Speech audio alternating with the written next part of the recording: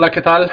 Buenas tardes, buenos días. Es un gusto tenerles en esta clase nueva de Antiguo Testamento número 4. Ahora ya llegando al libro de Primera y Segunda de Corintios, de Crónicas, perdón. Estamos en el libro de Crónicas.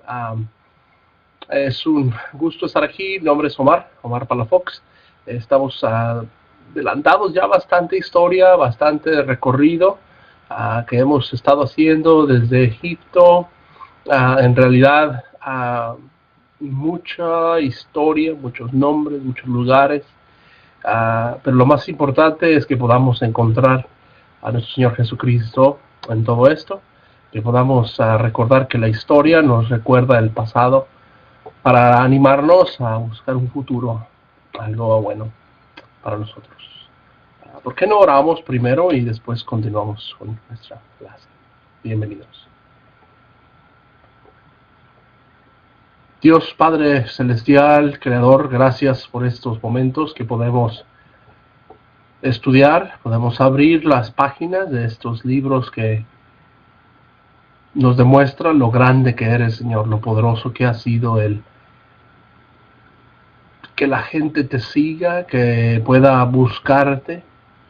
Y Señor, queremos buscar a través de estos estudios, de estas clases, no solamente el educarnos, el tener una educación formal, sino queremos buscarte a ti, Padre. Queremos ser parte de este mundo transformativo, que podamos ser parte de las sociedades, de las comunidades, en las iglesias, donde nos encontremos para poder pelear espiritualmente, como decía nuestro profeta Eliseo, de abrir nuestros ojos, de poder ver que tú estás haciendo grandes cosas, Padre. Bendice a esos hermanos, hermanas que nos escuchan, que nos ven, para que podamos así tomar juntos tu voluntad a los extremos, a los lugares donde estemos viviendo. Y Padre, gracias porque podemos tener este medio de aprendizaje. Señor, permite que siempre sigamos aprendiendo, que siempre sigamos leyendo, conociendo más de tu voluntad, puesto que no llegaremos a saberlo todo hasta el día que te veamos. Gracias por ellos, bendice sus ministerios, su salud, sus diferentes formas de obtener ingresos económicos. Y Señor, sabemos que tú eres grande en sus vidas. Gracias por esta escuela, pues oramos en el nombre de Cristo Jesús. Amén.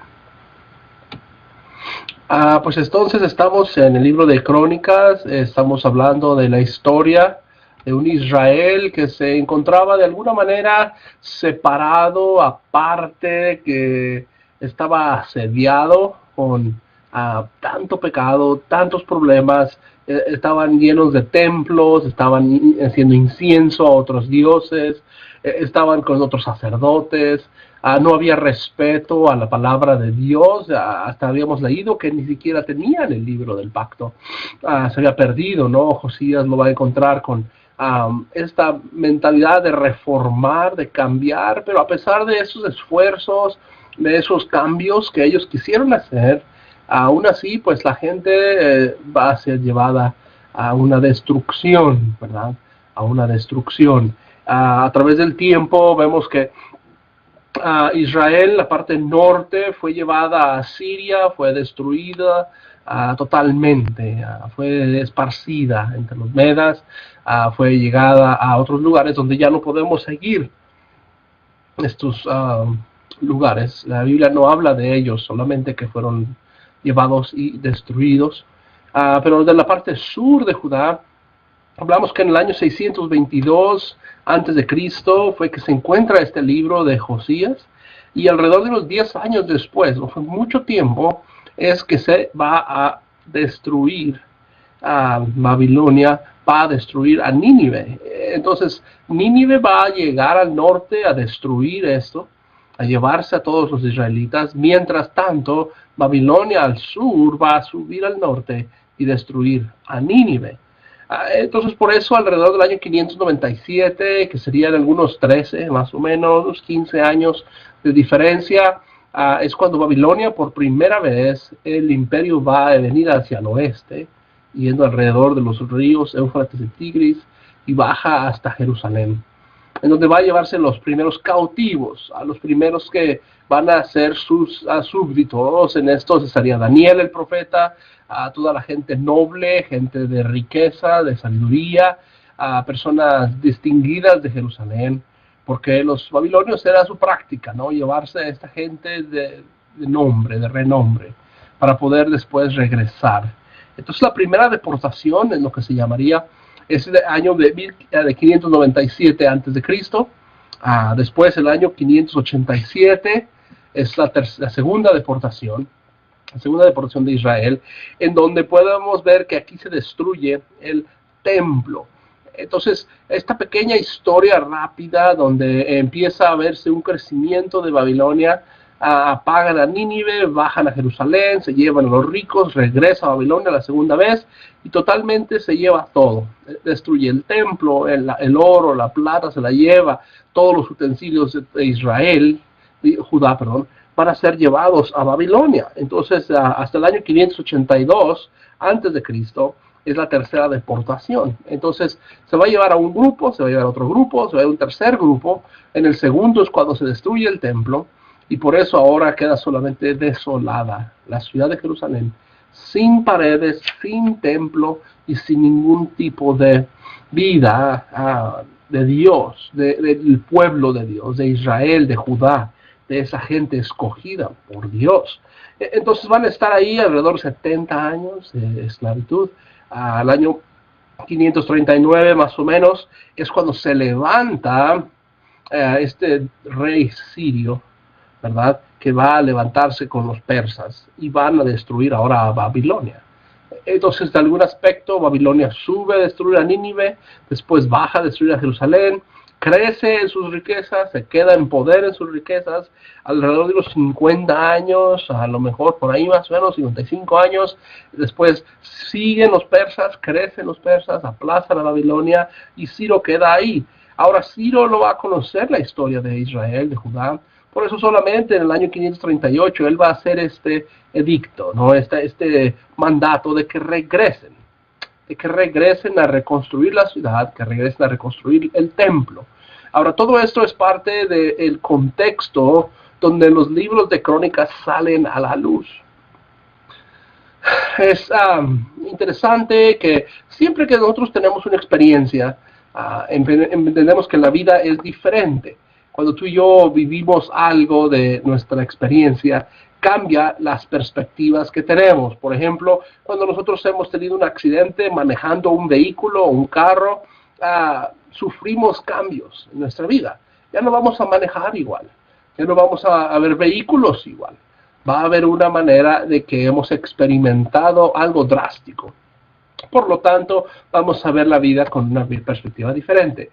Igual si una persona está casada y tiene sus hijos, se divorcia y rompe ese matrimonio, cuando quiera volver a casarse, va a haber un poquito de experiencia, que hable y les prevenga, algo de problemas que puedan venir.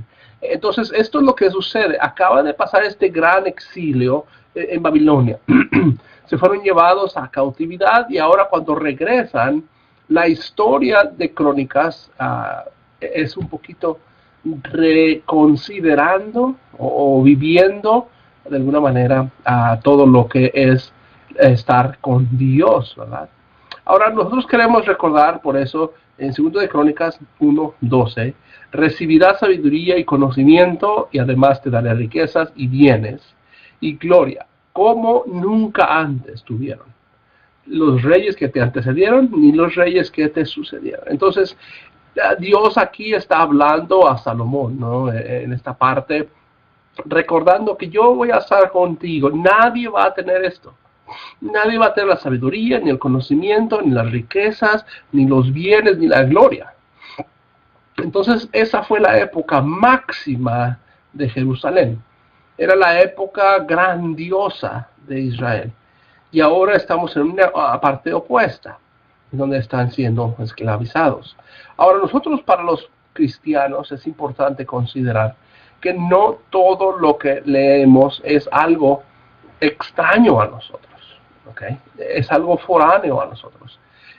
Israel y Cristo Es algo que para nosotros es inseparable.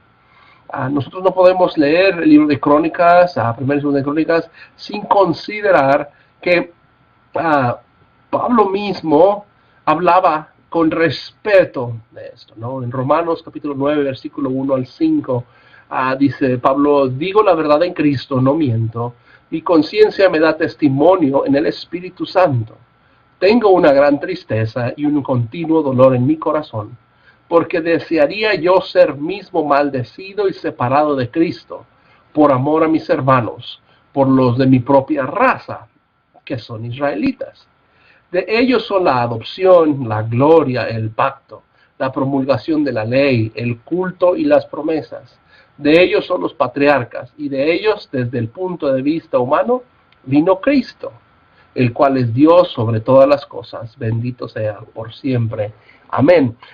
Entonces Pablo está de alguna manera recordándonos estos libros.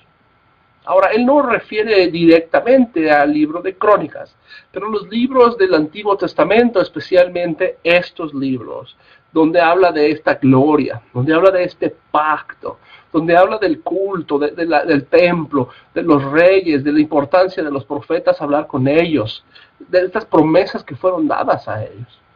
Eso es lo que dice: ellos son mis hermanos. Es parte de donde nosotros podemos aprender de Cristo. De ahí vino Cristo. Entonces, lo que queremos aprender entonces es que esta descripción de Pablo, es que Pablo está considerando que la historia de Israel es una historia verídica, importante y fundamental para el cristiano, para la persona que tiene fe en Cristo. ¿Por qué? Porque ellos son los de la adopción, ellos son los que entienden estos pactos. Y nosotros al leerlos estamos leyendo de Cristo. Por eso la conciencia de él, a través del Espíritu, está diciendo: wow, yo quisiera que hubieran entendido lo que recibieron. Yo quisiera que hubieran entendido lo que están recibiendo.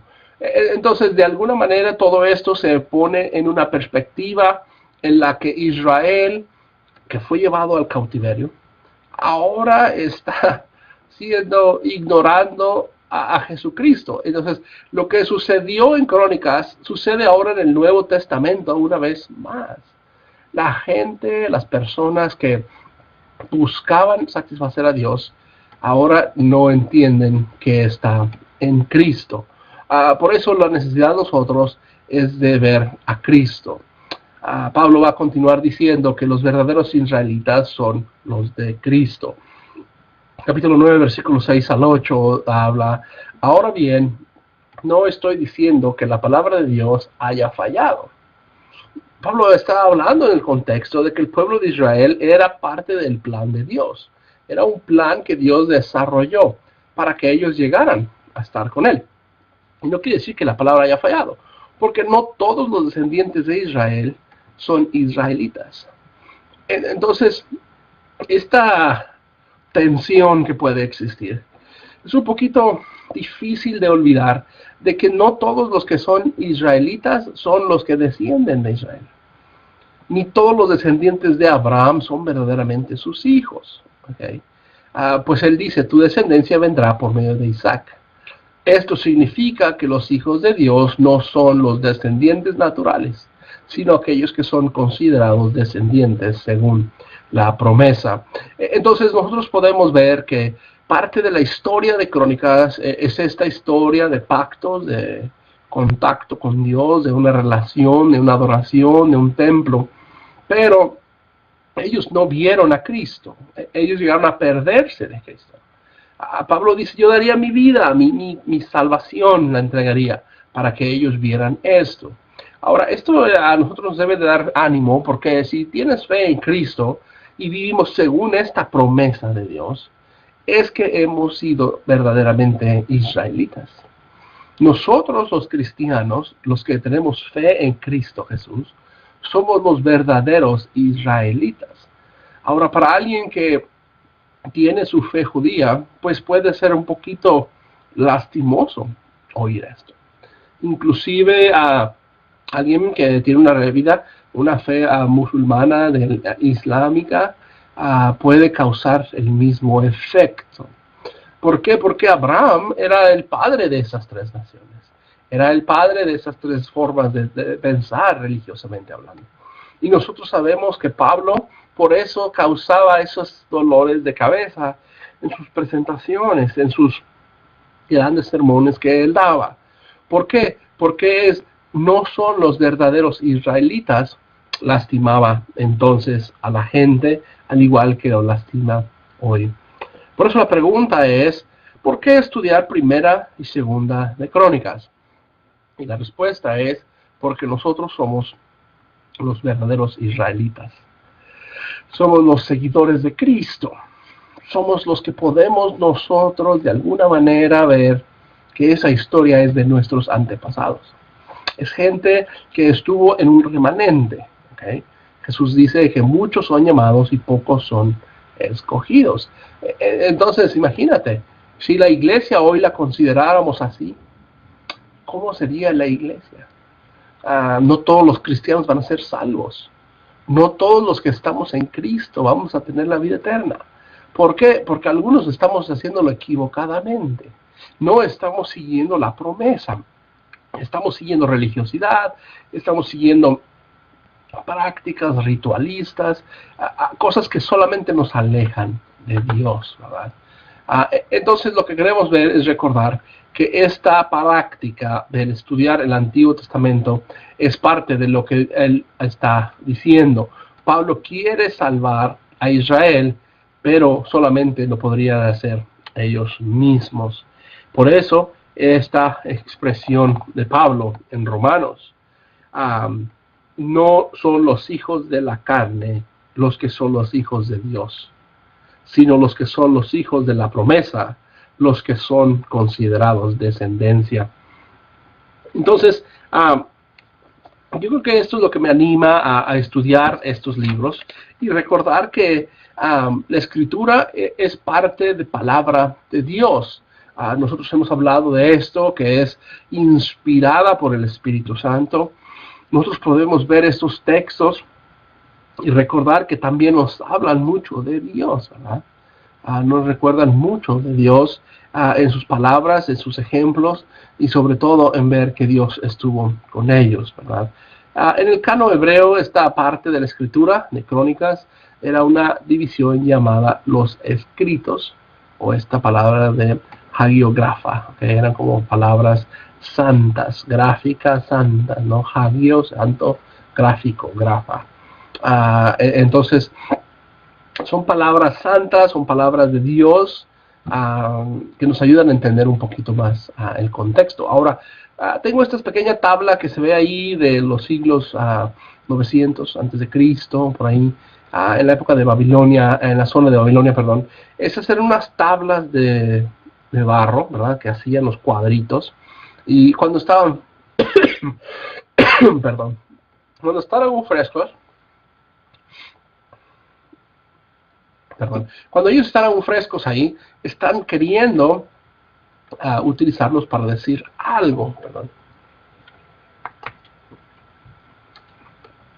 Discúlpeme. Estas tablas de barro eran de tierra, ¿no? Algo fresco todavía. Y tenían unos rollos hechos ya de cemento, algo de piedra fuerte donde estaba marcado y clavado y metido todo esto. Y cuando ellos lo enrollaban, o sea, lo ponían encima, así como un rollito, dejaban esta imprenta, dejaban esto impreso sobre el barro.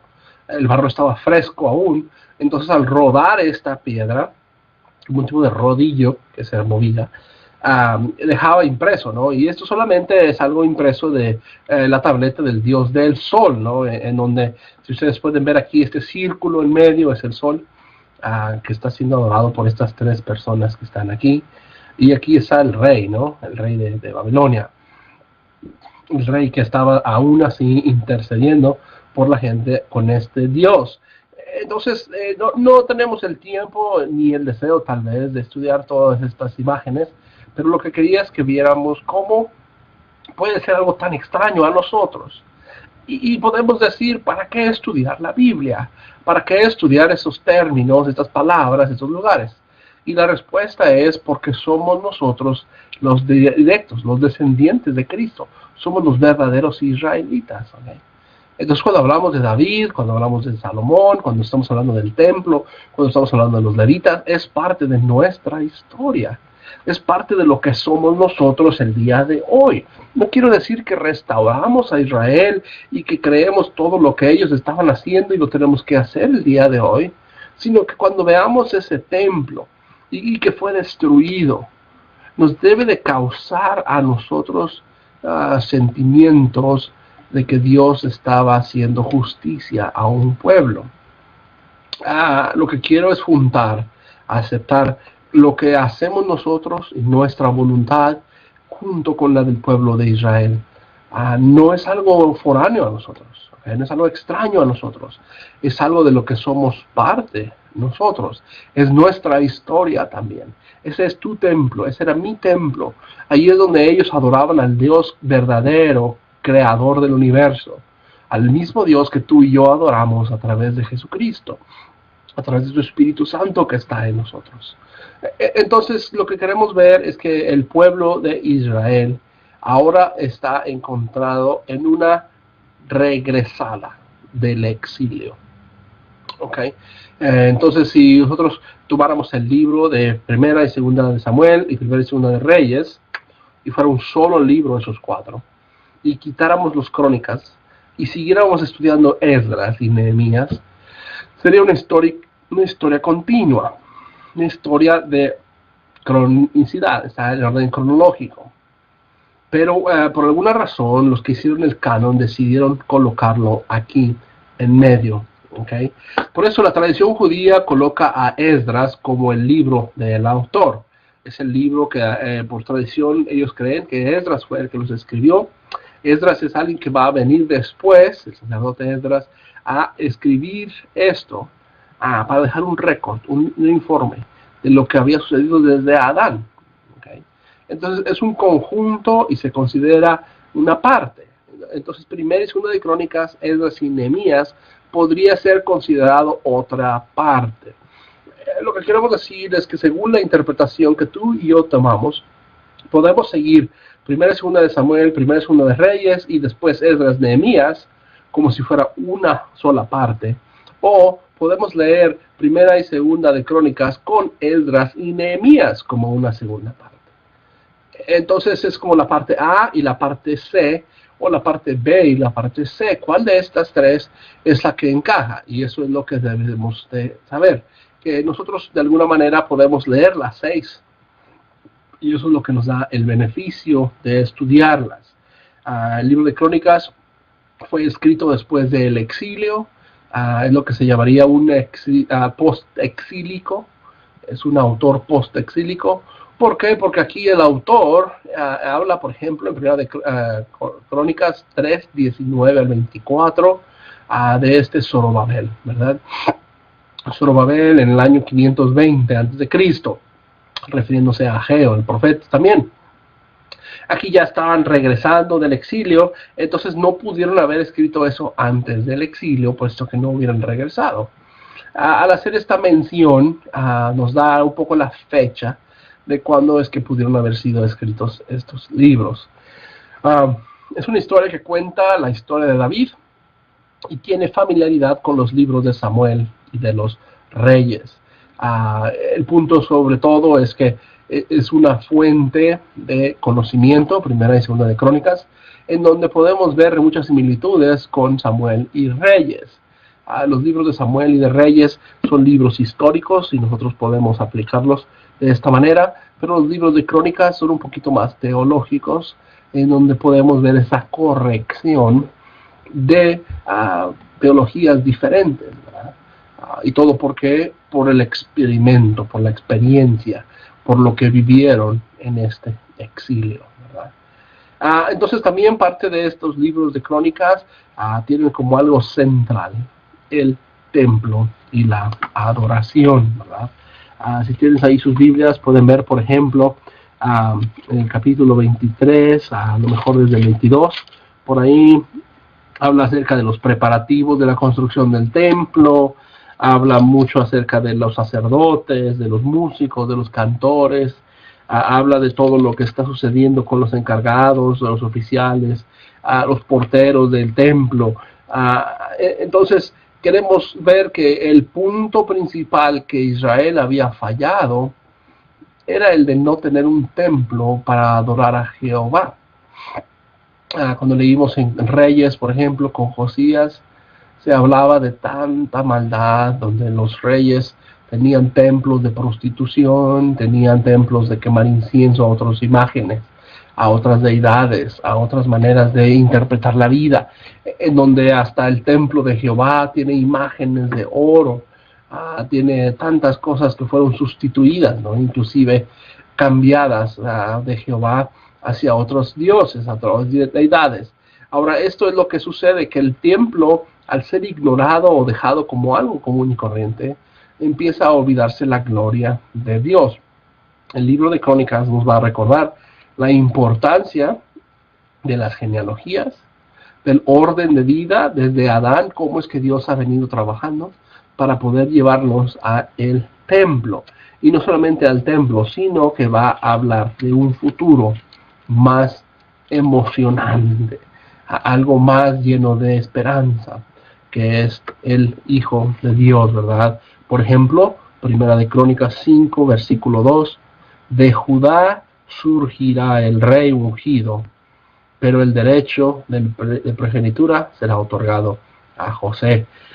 Entonces, si tú y yo tomáramos esta palabra de ungido, es la misma palabra de Mesías, es la misma palabra de Cristo.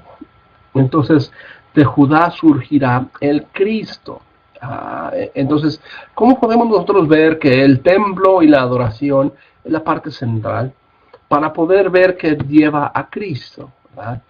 Por eso entonces el punto principal de todo esto es que queremos animarnos a ver el libro de Crónicas o los libros de Crónicas como algo básico para una fe cristiana, algo que nos puede ayudar a entender el mundo también desde el punto de vista que desde Adán se enlistan estas personas.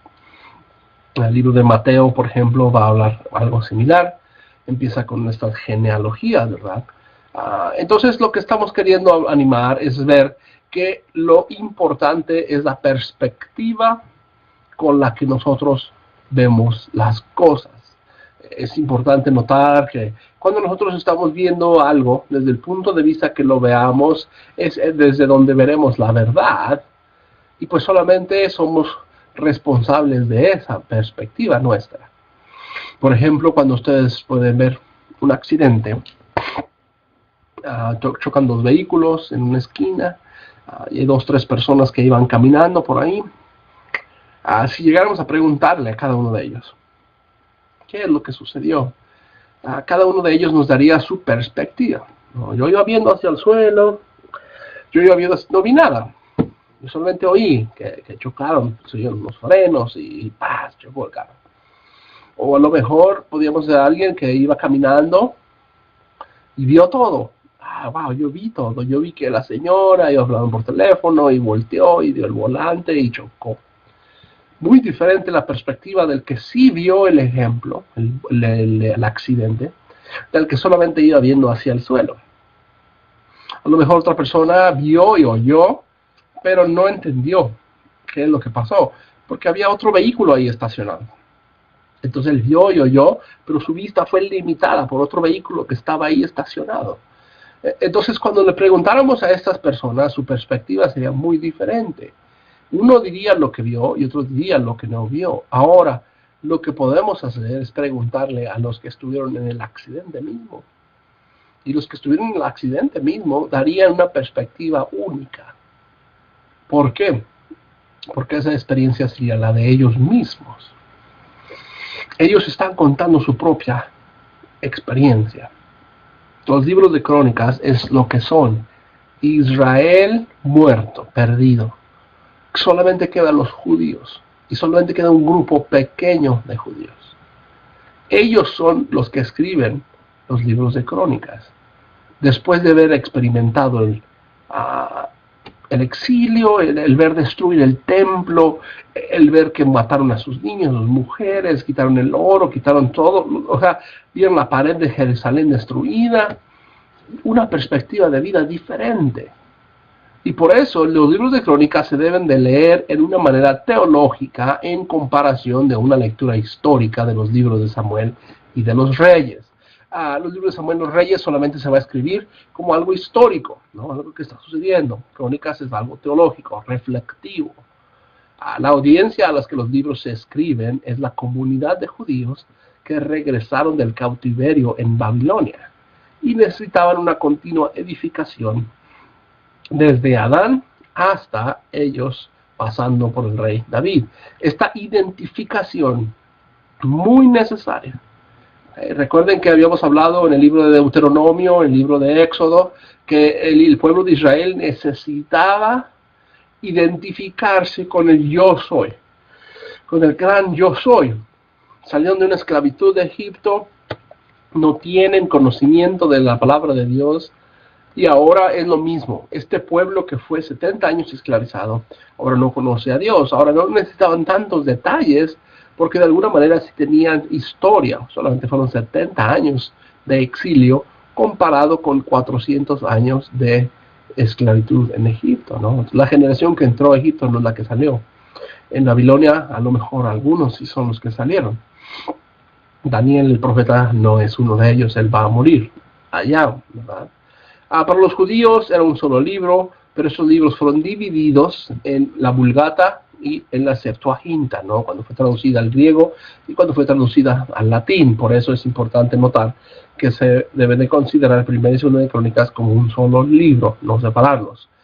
El canon judío son los últimos dos libros del canon, entonces ellos los dejan al final, los colocan al final, y por eso los libros de las Crónicas son únicos en su teología.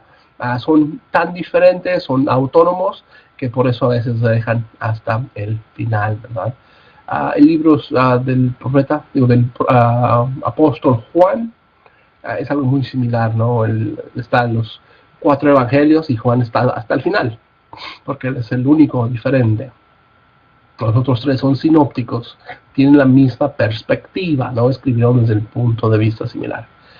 Tengo aquí un ejemplo solamente para notar estas diferencias de perspectiva del autor, en donde cuando el profeta Natán está hablando con David, él va a confirmar que Dios va a estar con él. Pero en Samuel va a decir, 2 de Samuel 7:16, tus descendientes vivirán seguros y afirmaré tu trono, el cual permanecerá para siempre. Y en Primera de Crónicas 17:14 es el mismo evento contado desde una perspectiva diferente. Dice, más bien lo confirmaré en mi casa y en mi reino para siempre, y para siempre se afirmará su trono.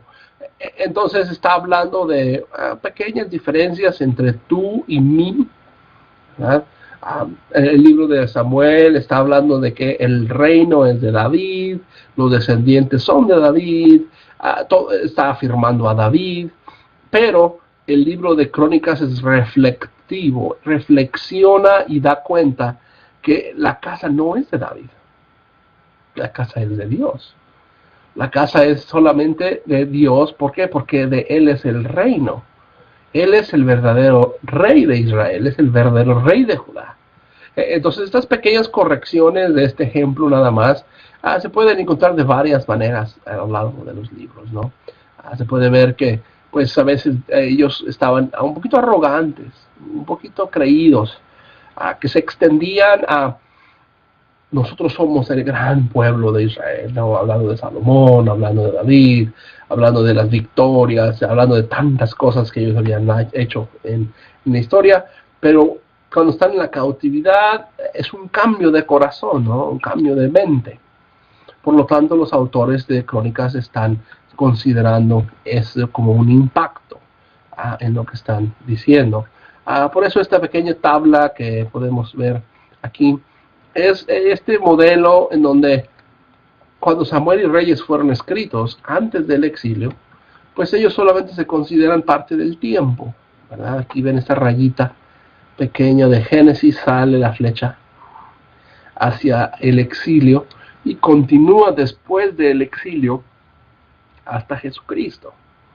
Entonces, de todo esto, la experiencia de ellos fue la continuidad del reino de David. Sus ojos estaban limitados solamente en esa época. ¿Okay?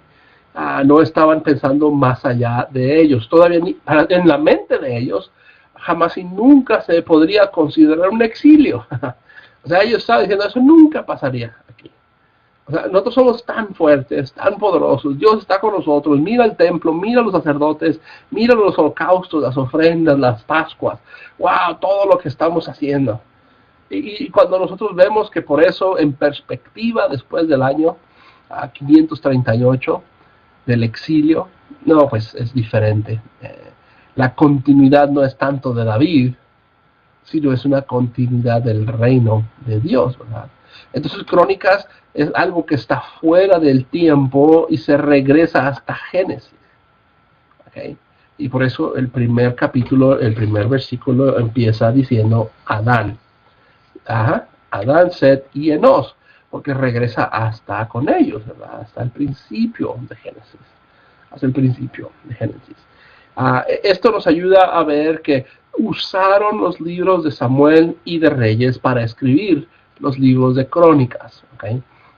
Es lógico considerar esto, es hasta obvio cuando leemos el texto, que los libros de Crónicas usaron como fuente a los libros de Samuel y de Reyes. Hay mucha información ahí, e inclusive no solamente eso, sino libros como Génesis, están citados algunos pasajes como Éxodo también, en donde podemos ver que los autores de las crónicas, que si fue Esdras o si fue un grupo de personas que escribieron con él, es porque estaban pensando más allá de lo que experimentaron en el exilio. ¿Okay?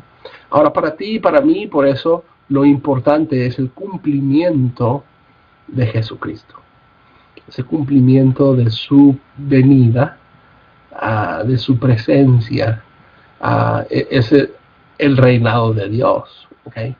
Porque algunos judíos dirían que cuando estuvo Jesús sigue siendo esa continuidad del reino que estamos esperando que venga, estamos esperando que venga, estamos esperando que venga. Y por eso hoy en día mucha gente todavía está esperando esta venida del Mesías, de este ungido, ¿verdad? Pero bueno, para nosotros lo que queremos tomar en consideración es que el arte de la teología siempre es alterada al conocer la historia. Yo no sé qué tipo de palabra piensas que es la palabra teología. Cuando la palabra teología es utilizada, a veces muchas ocasiones la interpretamos como algo científico, como algo que podemos disectar y cortar con un bisturí. En realidad la teología es más que eso. ¿Okay? La teología es más que A, B más C igual a C, ¿no? Igual que si hacemos algo matemático, el que se arrepienta, el que cree, el que se bautiza será salvo. No es tan fácil, no es solamente dar 5 pasos a la salvación, no hay 3 cosas que tienes que hacer, o tienes que brincar 5 veces y hacer 3 veces. Es algo que tiene que participar la expresión de Dios, lo místico de Dios, y el libro de Crónicas habla algo de esto. Lo que quiero que veamos es que tú y yo, al estudiar la historia, que sería Samuel y Reyes, nos da una perspectiva de una diferente forma de entender a Dios, ¿verdad? Por ejemplo, cuando estás escribiendo un sermón, si yo te diera el primer capítulo de Crónicas, ¿cómo lo escribirías? ¿Cómo podrías hacer un sermón de primero de Crónicas 1 en adelante? Si la mayoría, casi 90% o más, son solamente palabras de nombres de personas. Tendríamos que ser muy creativos, ¿verdad? Para poder desarrollar un tema muy importante de estos nombres. Y eso sería un arte. El libro de Crónicas es lo que hace, está pidiendo al lector leer genealogías, leer listas, y que podamos ver que estas ayudan a las personas a ver a Dios de una manera mejor. El exilio es algo traumatizante para Judá. El exilio es algo que va a cambiar su perspectiva totalmente, porque van a llegar a construir el templo después, pero va a ser un templo muy ridículo, muy insignificante, comparado con el que hizo Salomón, ¿verdad? Entonces, este momento en el que podamos leerlo nos ayuda a ver que Dios quiere a Israel moverlo a ser un pueblo más activo, más movido a buscar a Dios. Tengo este pequeño mapa para recordarnos lo que sucedió en la historia, ¿verdad? Aquí desde Jerusalén, está Jerusalén en la parte sur y Samaria en la parte norte. Samaria es la capital de Israel, ¿verdad? Y aquí es digno de darse tiempo de explicar que Israel es una palabra utilizada de muchas maneras en la Biblia. La palabra Israel no tiene el mismo significado siempre. A veces la palabra Israel significa una persona, un individuo, que era Jacob, ¿verdad? Jacob, él peleó con Dios, él estuvo luchando con Jesús, y cuando él toca su pierna, él queda como paralizado, como un poco paralítico, y por eso le cambia el nombre de Jacob a Israel. La palabra Israel quiere decir el que pelea con Dios, el que lucha con Dios. Entonces, si esto es verdad, por eso cuando leamos la Biblia, a veces vamos a leer Israel, se está refiriendo a un individuo. Ahora, otras veces la palabra se va a referir a Israel a las 12 tribus, porque esta persona de Jacob tuvo 12 hijos, y cada uno de estos hijos se convirtió en una tribu, un grupo de gente. Al ser un grupo de gente, entonces, por eso teníamos que considerar que Israel era las 12 tribus. Ahora, por eso, después de un tiempo, cuando leemos como en Deuteronomio, cuando leemos en Josué, en Jueces, toda esa época Israel eran las 12 tribus. ¿Okay? Conquista la tierra, toma la tierra santa, todo esto. Pero después se van a dividir, recuerden.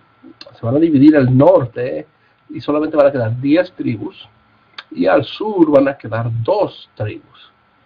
En una apariencia, las 2 tribus se quedaron al sur, Judá y Benjamín, se van a volver una sola tribu Judá.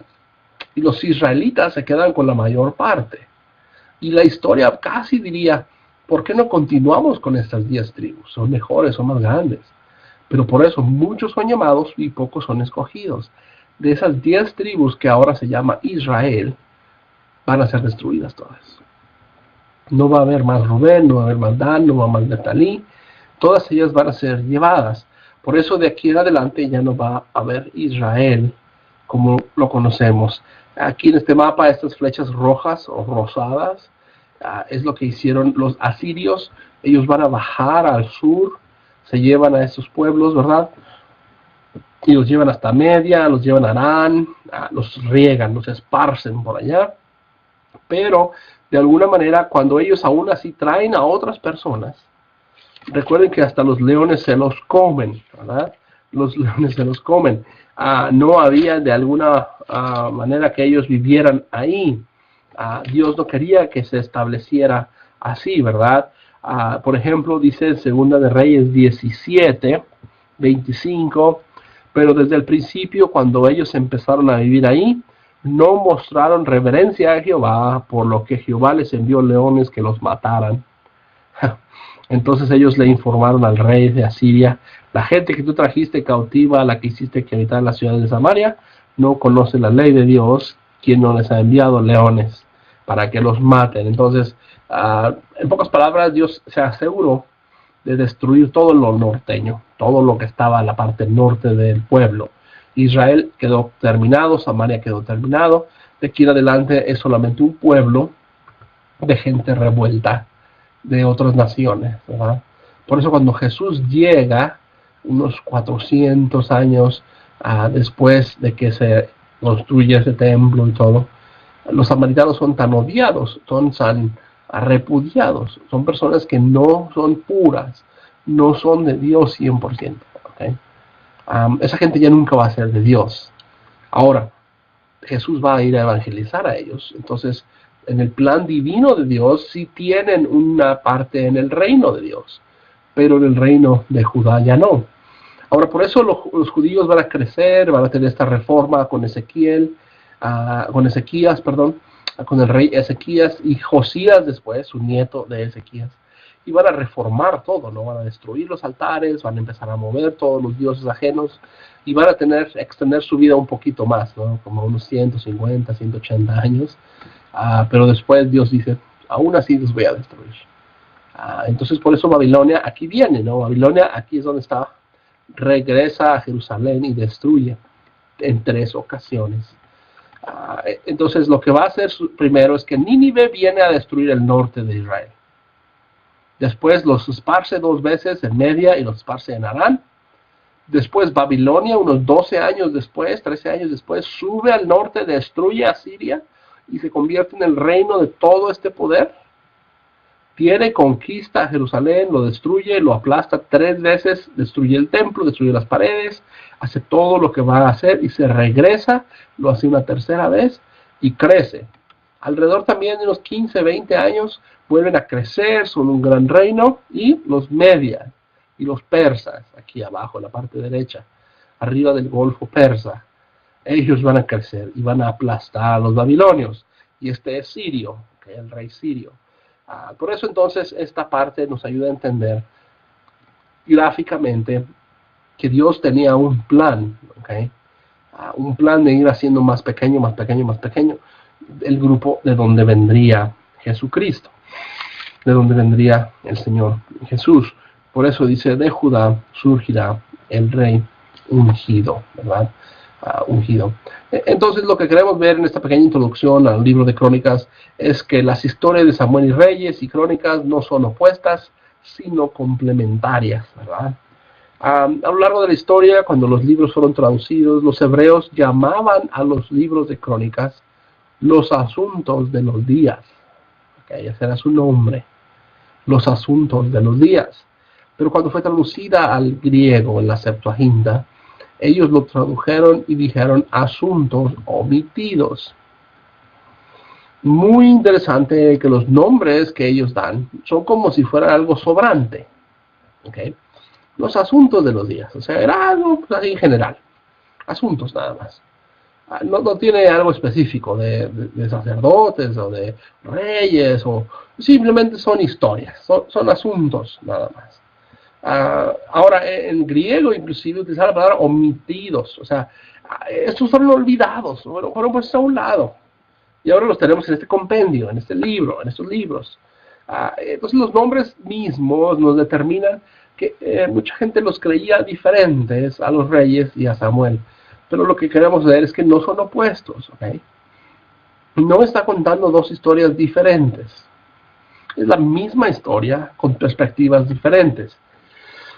Son complementarias, ¿ok? Una complementa a la otra, y eso es lo que está haciendo el autor, complementar, extender un poco más de lo que ya está diciendo. Por ejemplo, cuando habla de David, que fue el espíritu de Satanás que hace que haga el censo, en el libro de Crónicas, cuando leemos en Reyes, en realidad era solamente Dios, ¿verdad? 2 perspectivas diferentes. ¿Cuál es el correcto? Pues es parte de nuestra interpretación, ¿verdad? ¿Qué es lo que vamos a hacer con eso? Dios está haciendo todo. Habíamos leído que desde el libro de Job, Dios controlaba a estos espíritus malos, ¿verdad? Entonces, a fin de cuentas, Dios es el que lo hace y Satanás es el culpable. ¿Por qué lo colocan así? Porque Satanás es el culpable, porque después que hizo el censo David, fue algo malo. Ahora ellos lo entienden después. Recuerden que cuando estaba siendo escrito Samuel y Reyes, estaba siendo escrito como historia. Ellos lo escribieron lo que pasó. Pero Crónicas ya está digerida la información y ahora está formando teología. Nos está diciendo que Satanás lo hizo. Los libros de las Crónicas son siempre colocados en debate entre la historia de Samuel y Esdras y Nehemías. No hagamos eso, no pongamos los libros en contra el uno del otro. Son libros que se complementan, son libros que entendemos como algo inspirado por Dios, algo que Dios ha permitido que tengamos. No es importante el memorizar todo esto tal vez, pero sí es importantísimo respetarlo. el respetarlo y el saber que es palabra de Dios, ¿verdad? Que es algo que Dios ha dejado para que lo usemos para su gloria. El autor de los libros puede haber sido una serie de individuos bajo el liderazgo de un solo tema, ¿verdad? Cuando nosotros leemos el Deuteronomio o Génesis o estas partes del Pentateuco, muchas veces creemos que existieron diferentes fuentes, ¿verdad? Fuentes como J, fuentes como P, a veces JP, que son formas que escribían y eran similares. Y cuando tú lees el libro, podíamos digerir, esto fue escrito por alguien que era J, este que era P, y vemos que eran características similares, ¿no? Eso no existe en las crónicas. Primera y segunda de crónicas son libros muy similares, casi tan similares que por eso se cree que fueron editados por una misma estructura, ¿okay? Fueron escritos bajo el mismo sistema organizacional. Esto es importante notarlo porque no fueron libros que fueron desarrollados de poco a poco, sino que fueron editados todos completos, ¿verdad? Todos completos. Al final del libro de Primera de Crónicas es cuando leemos que muere David, ¿verdad? Es una de las cosas que termina siendo drástica en el libro. Pero en el libro de Segunda de Crónicas, el versículo 23, dice, así dice Ciro, rey de Persia, Jehová Dios de los cielos, me ha entregado a todos los reinos de la tierra. Me ha encomendado que los edifique casa en Jerusalén, la cual está en Judá. ¿Quién es el que de ustedes entre el pueblo con el que Jehová su Dios se ha agradado? Que se levante y se presente ante mí. Entonces, esta es una historia donde termina siendo completa, no queda pendiente. Simplemente nos deja abierta la invitación, Sirio, a quién va a regresar a construir a Jerusalén, ¿verdad?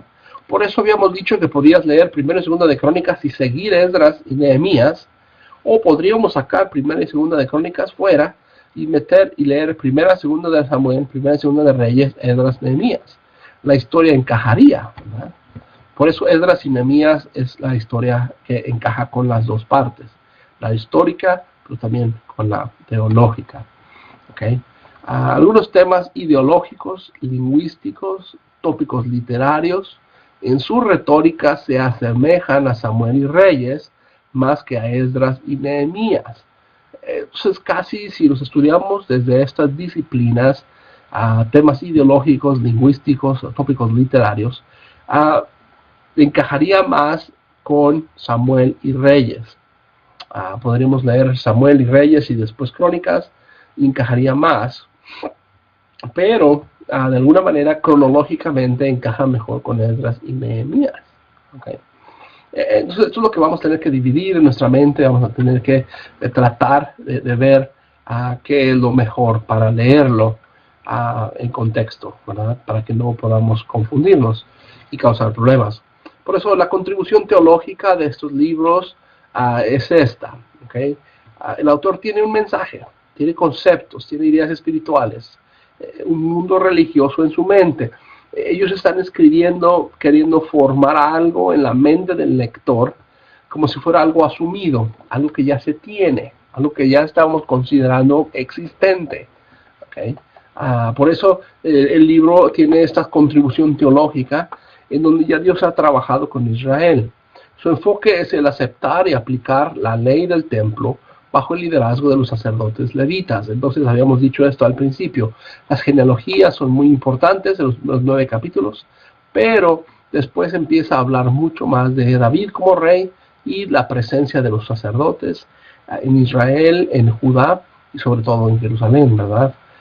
David es el personaje, el rey David es el personaje central, pero como una parte del trabajo de Dios. ¿Okay? Casi en Reyes y Samuel, David es el que está haciendo todo, él solo, él se mueve, pero en Crónicas Dios es el que está levantando a David, ¿verdad? Es el que está diciendo, vas a construir mi reino, vas a hacer mi trabajo, ¿ok? No va a ser más solamente el tuyo. Por eso, por ejemplo, Primera de Crónicas, capítulo 4, versículo 10, Jehová te colmará de bendición y engrandecerá tu territorio. Su mano estará contigo y te librará del mal, para que el mal no tenga dominio sobre ti, y Él te dará lo que pidas. Esa presencia de Dios, ¿ok? Es una vida en la que Dios es omnisciente, omnipresente, y sobre todo que Él es amoroso con la gente que está regresando de este exilio. ¿Ok? Versículo 19, capítulo 5. Él escuchó su clamor porque había puesto su confianza en Él. Entonces los autores de Crónicas están recordando que Dios es alguien que escucha. ¿Okay? Versículo 26, por eso Jehová, el Dios de Israel, inició contra ellos el espíritu de Tiglat-Pileser, rey de Asiria. Este se llevó en cautiverio a la tribu de la casa de Rubén, ¿verdad?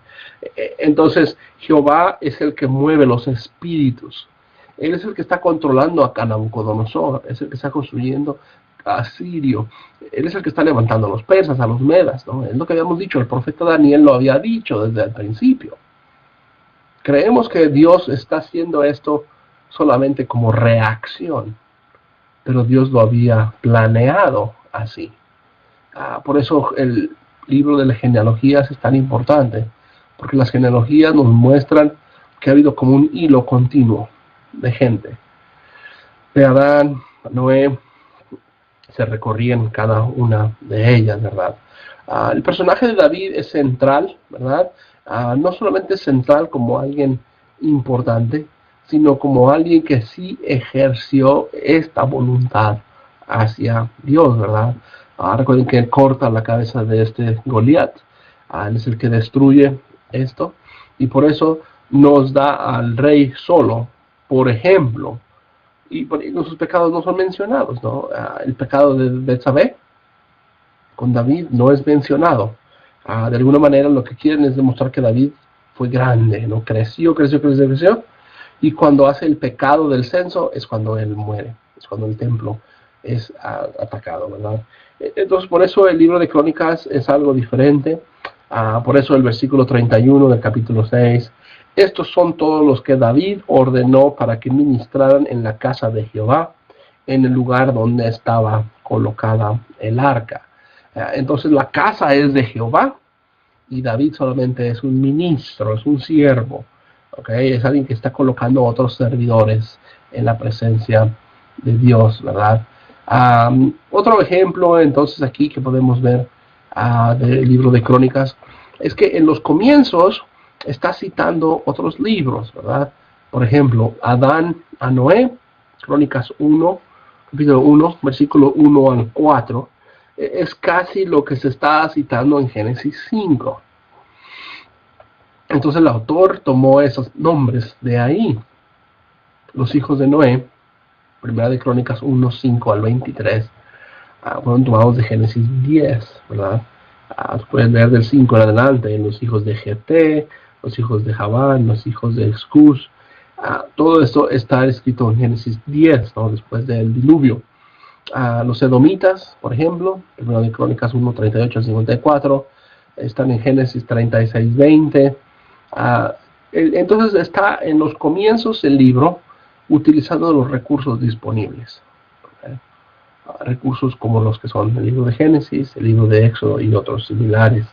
Ahora, esto le da al autor un poquito de libertad, ¿verdad? Por ejemplo, los hijos de Noé en orden reversivo.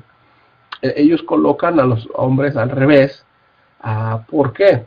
Porque en realidad a lo mejor lo que quiere es darnos puntos claves. ¿Okay? El autor está notando la elección divina de las personas, no solo en el orden natural de las genealogías.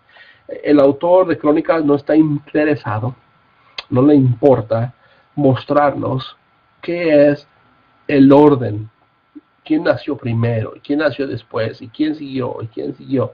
Lo que está haciendo es mostrando que hay una supremacía de individuos, de personas que son electas por Dios, que fueron tomadas por Dios.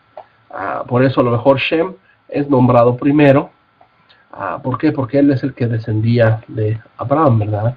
era esta persona, era el primogénito directo de Abraham. El autor cambia estos nombres para mostrar su intencionalidad. Es algo intencional, lo está haciendo de alguna manera para mostrar que él tiene acceso a los nombres, pero los da otra perspectiva, ¿verdad? Este es el pequeño bosquejo del libro. El libro tiene genealogías del capítulo 1 al 9. El reinado de Saúl solamente un capítulo, el 10. El capítulo 11 al 29 es David. Entonces por eso David es muy importante. En las crónicas habla de sus valientes, habla del arca. Recuerden la historia que el arca estaba en Filistea y lo tuvieron que traer y hubo matazón de gente y todo eso. Habla del templo, ¿no? La construcción, los cantares, los cantores, todo esto, el pecado de David con el censo, y al último en la organización de David para el templo, ¿verdad? Y esto lo podemos hacer como un poco de duda, de pregunta. ¿Cómo está tu iglesia donde tú estás trabajando? Okay. Si tú en este momento fueras auditado por alguien, ¿cómo encontraríamos el estado de la iglesia? ¿Cómo encontraríamos el dinero? ¿Cómo encontraríamos las clases? ¿Qué tipo de sermones estás dando? ¿Qué tipo de actividades estás ofreciendo? Y sobre todo, ¿qué es lo que estás dirigiendo? ¿Estás edificando a Dios? ¿O solamente estás construyendo algo que es tu iglesia? ¿Verdad? Y eso es lo que vamos a dudar. Por eso dice esto en 2 de Reyes 22:13. Con toda seguridad la ira del Señor se ha encendido contra nosotros en gran manera, pues nuestros padres no atendieron las palabras de este libro para conducirse en conformidad con todo lo que se fue escrito. Muchas veces nosotros estamos haciendo eso, no estamos siguiendo lo que Dios quiere, lo que está escrito. Por eso su ira está en contra de nosotros. La iglesia tiene problemas, o sea, hermanos están sufriendo, ¿verdad? Esto por eso el día de hoy lo que queremos es retar, pensar qué es lo mejor para entender el texto, pero para poder aplicarlo a nosotros. Necesita tener una aplicación. Si no, vamos a estar igual. Vamos a estar levantando la ira de Dios. Va a haber esta molestación, esta molestia, ¿verdad? Entonces, es parte de lo que practicamos, es parte de lo que vemos, pero queremos ser personas verdaderas de Dios, ¿verdad? La organización, ¿no? ¿Tienes alguien encargado de las puertas? ¿A qué horas llega al servicio? ¿A qué tipo de cantos estás haciendo? ¿Qué tipo de oraciones están haciendo? Muchas veces lo que hacemos es llegar tarde, no hay edificación, se usan los mismos 3 himnos, las oraciones en ese momento rápido hacemos, lo que queremos es salir a hacer otras cosas. Darle el lugar adecuado a la adoración es muy importante. ¿Por qué? Porque eso es lo que Israel no hizo. Israel se distrajo muy fácil. Se puso a hacer templos pequeños, altares, bajo árboles frondosos. Se puso a hacer ahí sus vírgenes, sus imágenes de oro, de plata. Quemaba incienso, tenía prostitución. Empezaron a ver las estrellas y buscaron los zodiacos y buscaron a la gente que hablaba con los videntes, gente que hablaba con los muertos. Inclusive, ¿cómo podemos ver que la iglesia sea como un negocio? ¿No? Un negocio. Entonces el libro de Crónicas es lo que muestra que cuando teológicamente nos habla de Israel, hablando ahora de Judá, es que tiene que ser escogido según la conformidad de Dios. ¿Okay? Ahora Mateo 1:17, esto lo dejamos de tarea, ¿verdad? Lo dejamos para otro tiempo. Dice que de manera que todas las generaciones desde Abraham hasta David son 14, desde David hasta la deportación de Babilonia son 14, y desde la deportación de Babilonia hasta Cristo son 14.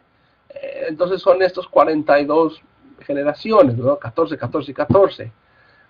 Este ritmo de grupos. Por eso lo que decíamos es, no fue nada más casualidad. Dios estaba trabajando en todo esto. ¿Okay? Dios está ahí. Ahora Mateo lo explica así, y eso es lo que tienes que hacer, ¿no? Ver en Crónicas y contar cuántas generaciones son 14, desde Adán hasta David, ¿verdad? Y hasta Abraham. De Abraham a David, de David a Babilonia y de Babilonia a Cristo. Ahora, estas partes son lo que queremos dejar nosotros como estudio, para ver, como en esta introducción, qué es lo que Dios está haciendo con la gente. Las genealogías no solamente son para darnos nombres, sino es para dar que Él trabajó con ellas y terminan en Cristo, ¿verdad? Mateo lo entiende así. Si tú lees y buscas a Abraham y lo sigues, sus genealogías, vas a llegar a Cristo, ¿verdad? Son descendientes de Cristo. Y hemos leído anteriormente también que los que somos seguidores de Cristo somos descendientes de Abraham con él.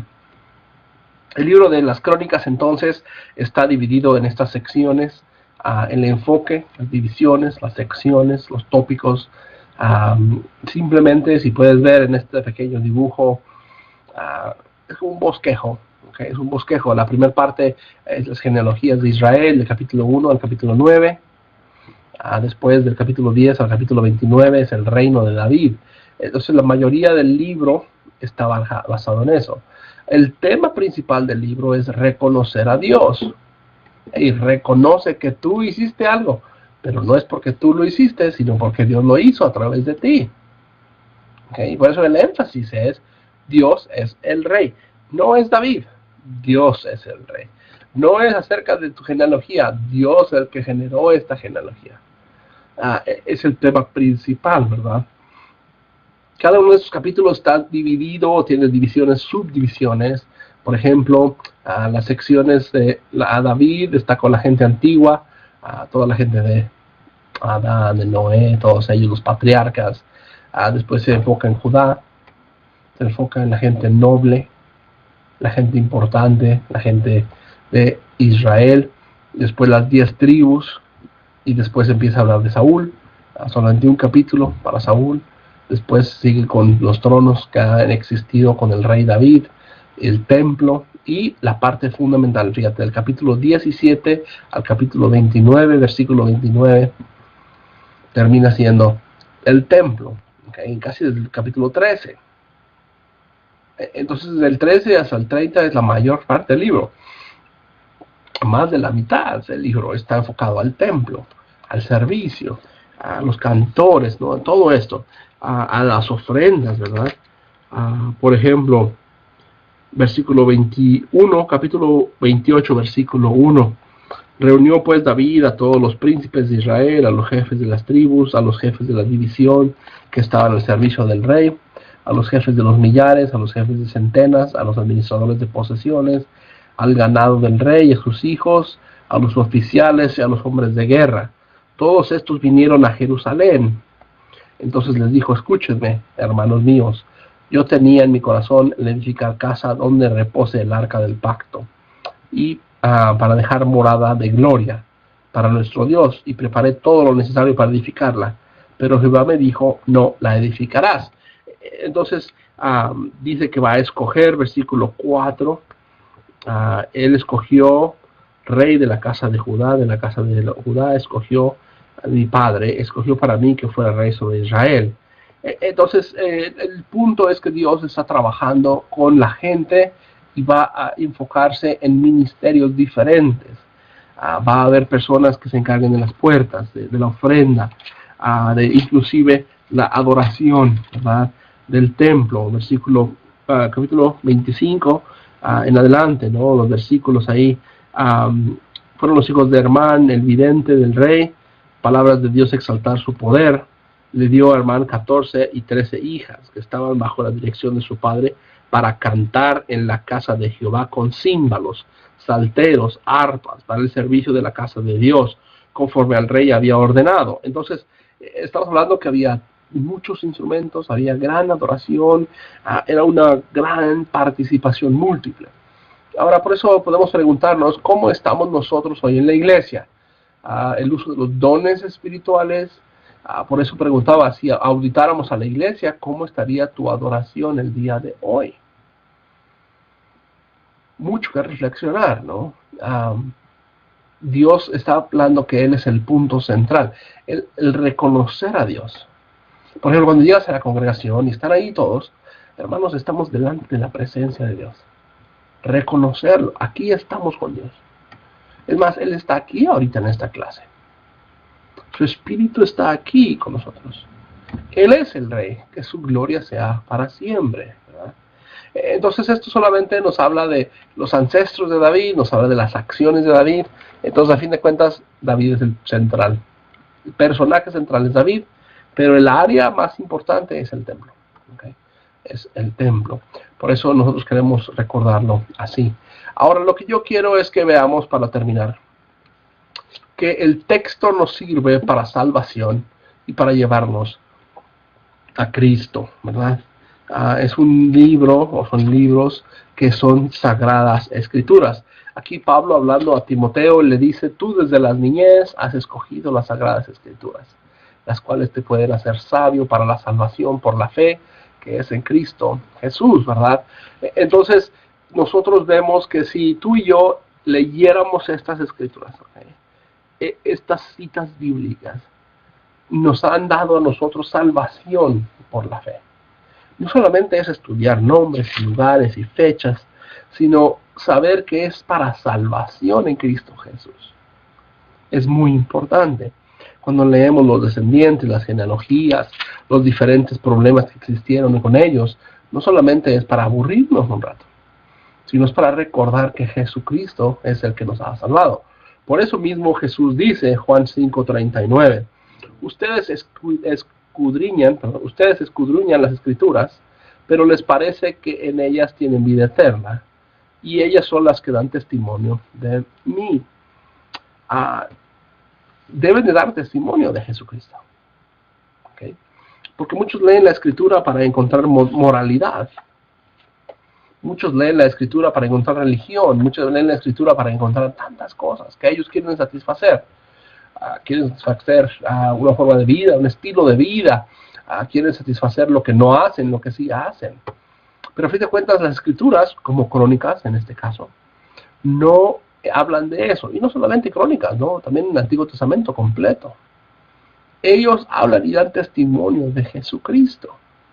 La persona que lee estos libros y se da cuenta de que un día va a venir un ungido, un descendiente de la tribu de Judá, del rey David, el que va a tener un templo extraordinario, el que va a venir a vivir en nosotros a través de su espíritu.